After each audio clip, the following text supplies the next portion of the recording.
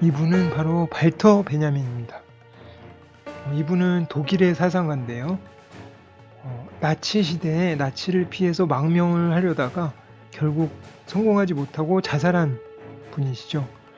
근데 이분이 죽기 전까지 꾸준히 자료를 모으고 저술을 하려고 했었던 책이 하나 있었는데, 그 책이 바로 아케이드 프로젝트라는 책입니다. 그래서 독일어로는 파사주 베르켄이라고 되어 있는데요. 이 책은 하나의 책으로 묶여져 있지 못하고 여러 개의 파편으로 나눠져 있는데요.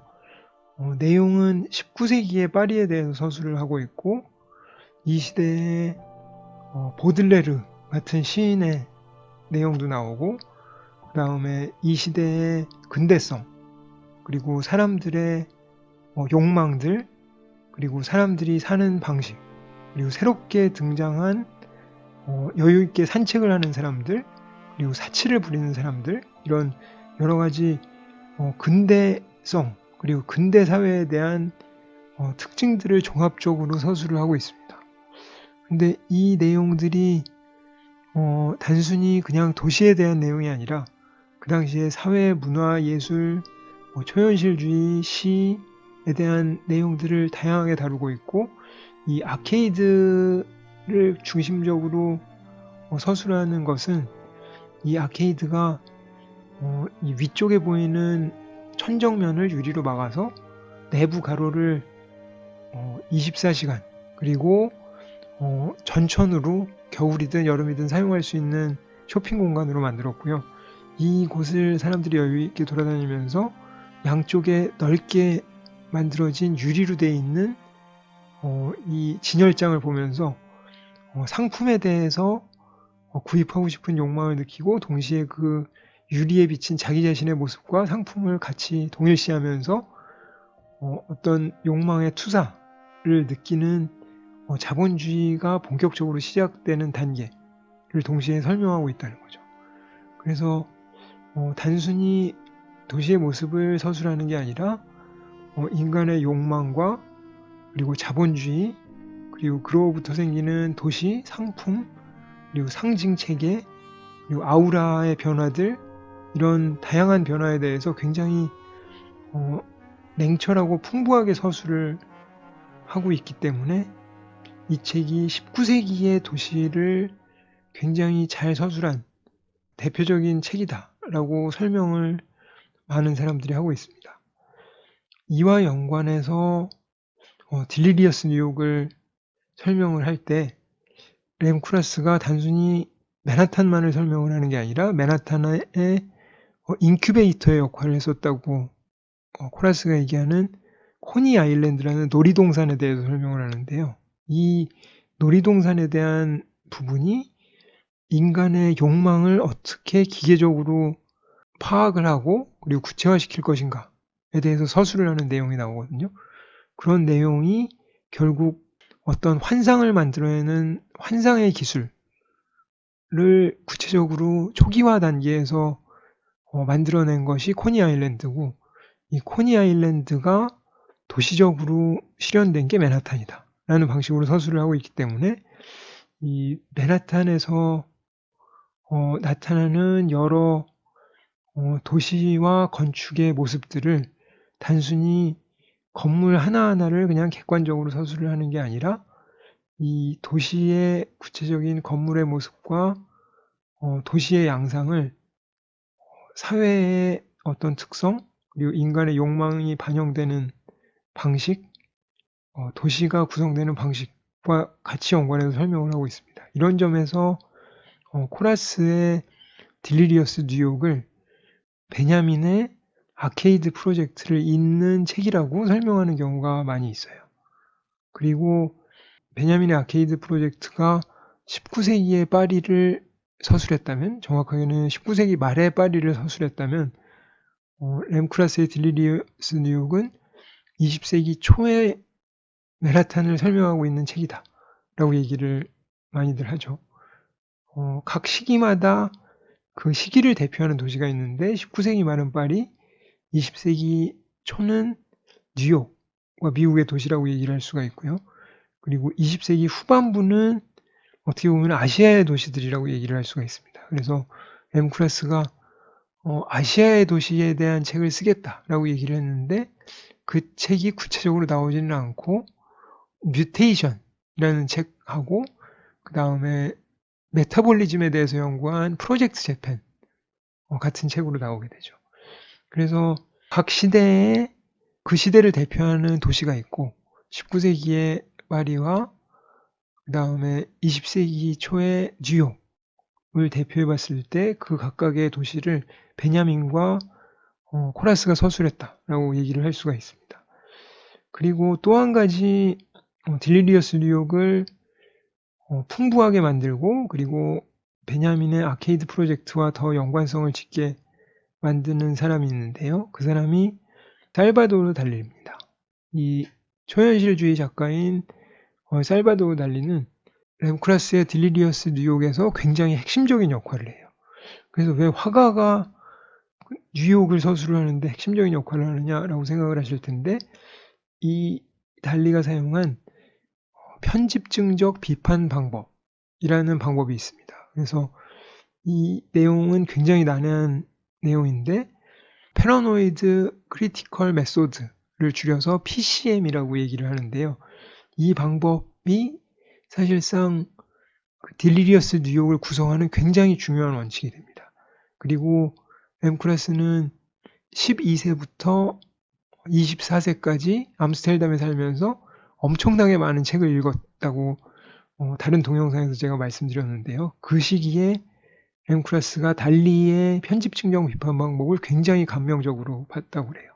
그래서 그 방법을 본인이 관심 있었던 맨하탄에 투사를 시켜서 적용을 시킨 거죠.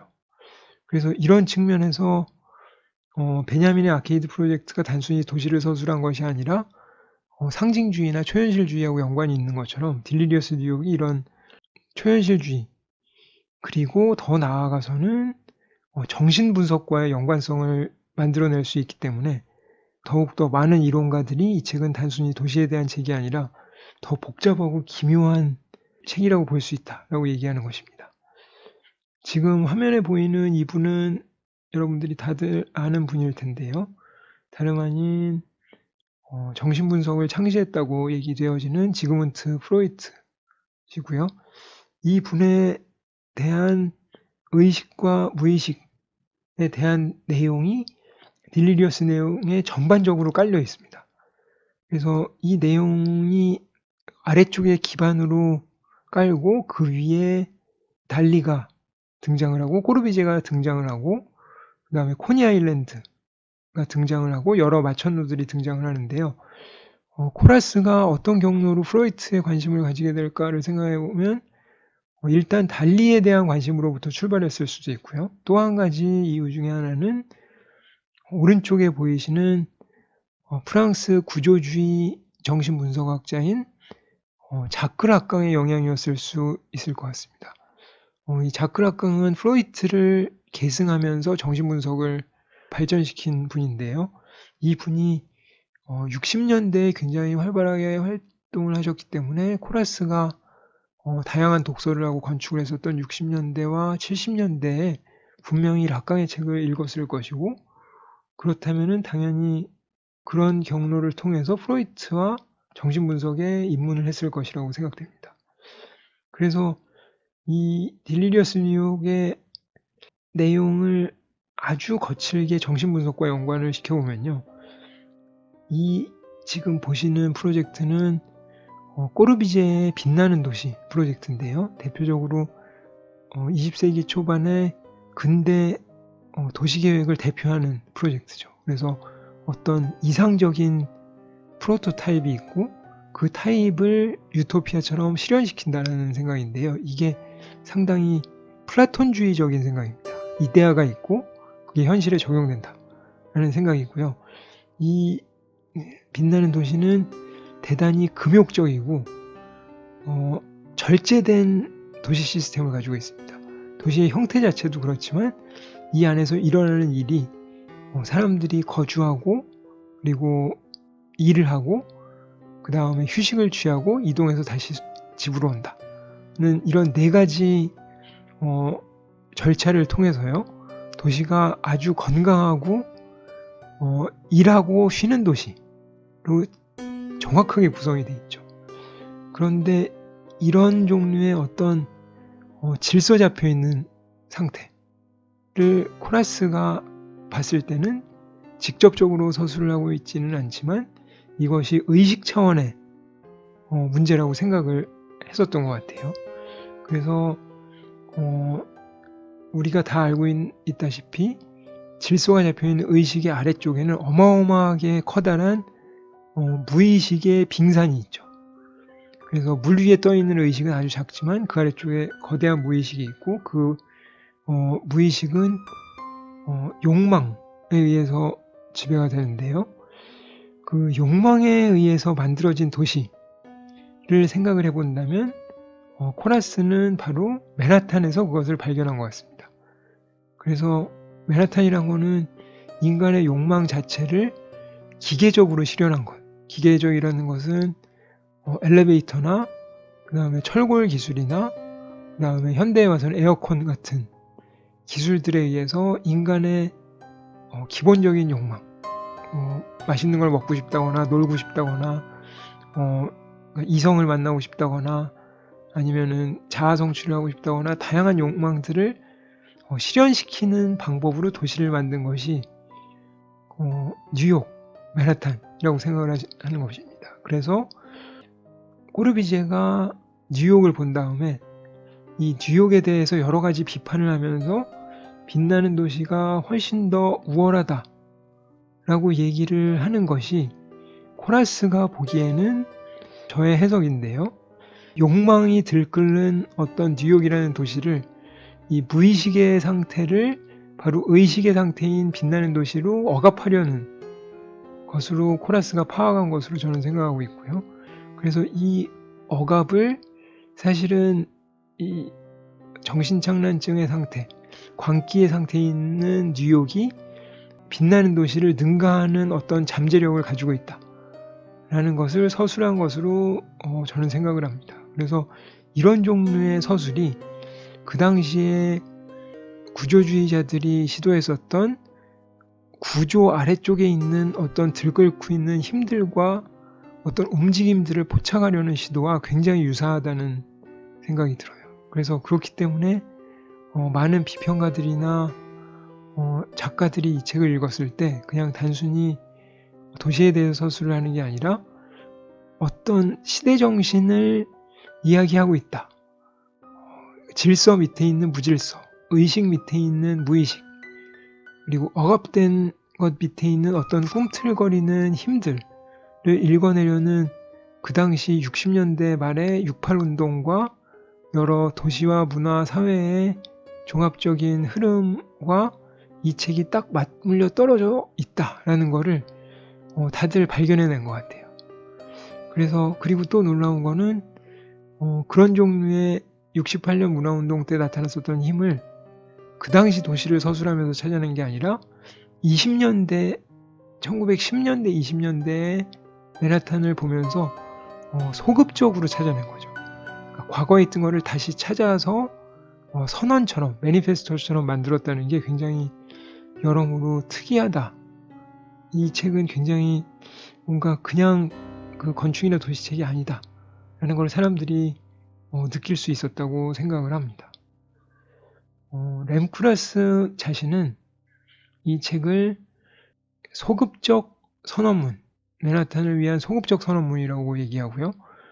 리트로액티브 매니페스토라고 얘기합니다. 그러니까 과거를 다시 돌아가서 거기서 선언을 끄집어낸다는 거죠. 코라스가 얘기를 할 때 맨하탄에는 선언도 없었고 이데올로기도 없었고 그다음에 독트린도 없었고 이론도 없었다. 그런데 실현된 것은 충분히 많이 있었다라고 얘기를 하거든요. 그 실현된 거에서 코라스가 이론과 독트린을 뽑아내겠다라는 거예요. 그리고 코라스 생각에 맨하탄이라는 장소는 20세기의 본성, 욕망과 기계가 결합한 기계적 욕망을 만들어낸 20세기의 본성을 포착할 수 있는 로제타 스톤의 이라고 설명을 합니다. 이 로제타 스톤은 지금 왼쪽 위에 보이시는 그림인데 1799년에 나폴레옹이 이집트를 갔을 때 로제타라는 데서 이 돌을 발견하거든요. 근데 이 돌을 엄청나게 많은 상형 문자가 써 있었는데 이게 무슨 뜻인지 몰랐는데 이거를 해독을 샹폴리옹이라는 사람이 하나하나씩 맞춰서 상형 문자를 해독을 해냅니다. 그래서 이집트 상형 문자가 해독이 되면서 이집트 문명 전체의 미스테리가 많이 풀려나가게 되거든요. 그래서 맨하탄이 바로 로제타 스톤이다라고 얘기하는 것은 맨하탄이 20세기 초반에 문명의 열쇠, 문명의 수수께끼를 풀 수 있는 열쇠가 될 수 있다라고 얘기를 하는 거고 그걸 램쿠라스가 해내겠다는 거죠. 그래서 그 시도 자체도 굉장히 특이한 것 같아요. 그리고 이 정도 되면은 감히 아케이드 프로젝트, 베냐민의 아케이드 프로젝트하고도 비교될 수 있고 그리고 60년대 말과 70년대에 여러 구조주의자들과 후기 구조주의자들이 시도했던 내용들 기계적 욕망이라든가 꿈틀거리는 잠재성의 내용하고 굉장히 같이 공명하는 내용이 있구나 하는 거를 찾아낼 수가 있습니다. 그리고 램쿠라스는 맨하탄을 서술하는 유령 작가, 고스트라이터가 되겠다고 맨 아래줄에 제가 써놓은 것처럼 직접 호라스가 서문에서 얘기를 합니다. 그래서 호라스가 레오니도프 책을 쓸 때도 고스트라이터였고 시티 인 더 시티를 온거스하고 쓸 때도 고스트라이터였는데 다시 한번 맨하탄이 이미 해놓은 거를 자기가 대피를 하겠다. 대신 쓰는 작가가 되겠다라고 선언을 하는 거죠. 그래서 참 여러모로 이 책은 그 흥미로운 점이 참 많은 기묘한 책이다. 수수께끼가 너무 많이 들어있어서 아직 저도 다 해독을 못하고 있다라는 말씀을 드리고 싶어요. 이 책의 판본에 대해서 말씀을 드리면요. 이 책은 1978년에 출판이 됐는데 이 초판은 정말 구하기가 힘들거든요. 97년에 재판이 나오는데 이 재판본을 가지고 있어요. 그래서 딜리리어스 뉴욕 영어본을 97년 버전으로 저는 가지고 있고요. 그리고 78년에 불어본으로 나왔었는데 그 불어본도 다시 출판이 됐어요. 그래서 다시 출판된 걸로 저는 영어본, 불어본을 가지고 있고 그 다음에 물론 한국말이 제일 편해서 한국말본을 하나 가지고 있습니다. 한국말 버전은 몇 개가 있는데요. 한국어본은 1987년에 출판이 됐는데요. 87년이면은 램쿠라스가 딜리리어스 뉴욕을 출판한 다음에 9년 정도 후기 때문에 9년 꽤 오래 있다가 번역이 됐네 라고 생각을 하실 수도 있는데요. 이 9년 만에 출판이 됐다는 거는 사실 이 당시로 보면 엄청나게 빠른 거고요.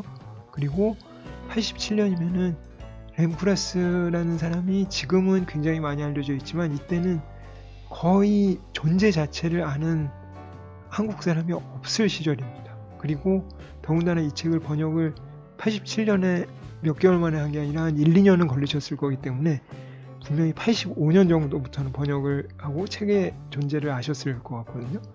그래서 이 책을 번역하신 김원갑 선생님은 지금 현재 경일대학교 교수로 계시는데 이 책을 어떻게 이렇게 빠른 시기에 알게 되셨고 램쿠라스의 중요성을 어떻게 이렇게 빨리 알고 계셨는지 저는 굉장히 놀라워요. 그래서 선구자로서 이 책을 번역하셨고 처음 번역할 때는 정신착란증의 뉴욕이라고 번역을 하셨고요. 이 책이 최근에 다시 개정판이 나와서 광기의 뉴욕으로 제목을 바꿔서 출판을 하셨습니다. 그래서 저도 광기의 뉴욕이라는 제목을 공식적으로 쓰고 있고요. 이 책을 내시면서 동시에 김원갑 선생님께서 이 책의 부록이 해당되는 책을 한 권 더 내셨는데요.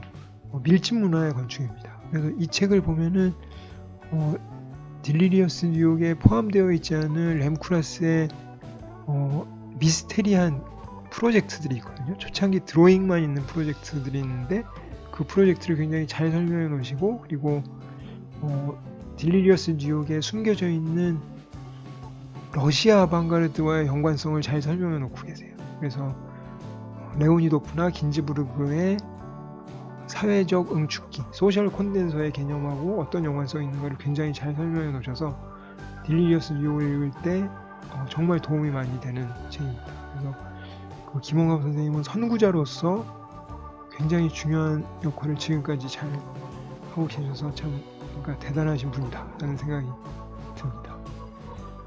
딜리리어스 뉴욕의 내용에 들어가기 전에 전반적인 중요성에 대해서 다뤘고요. 배경에 대해서 다뤘고, 그리고 프로이트와 의 연관성, 그리고 잠재성이나 구조 아래의 힘들을 다루는 들레즈나 데리다 같은 후기 구조주의자들과의 연관성, 그리고 19세기 말 파리를 다뤘었던 베냐민의 아케이드 프로젝트와의 연관성 같은 내용을 다뤄봤는데요.